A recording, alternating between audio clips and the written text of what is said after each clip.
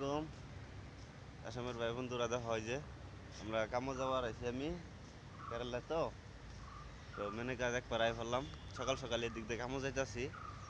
বড় বড় জাহাজ লেগে মনটা টান দিল দেখা যায় আর হইলো সাগর পার বহুত ভালো লাগে শান্তির জায়গা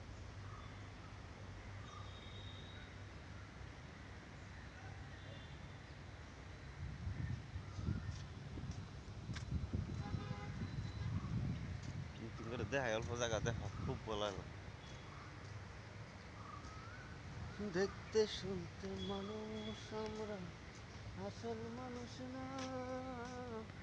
এই দেখো কত বড় জাহাজ এটা না দুইতলা জাহাজ বহুত জাহাজ এদিকে দেখা হয় যে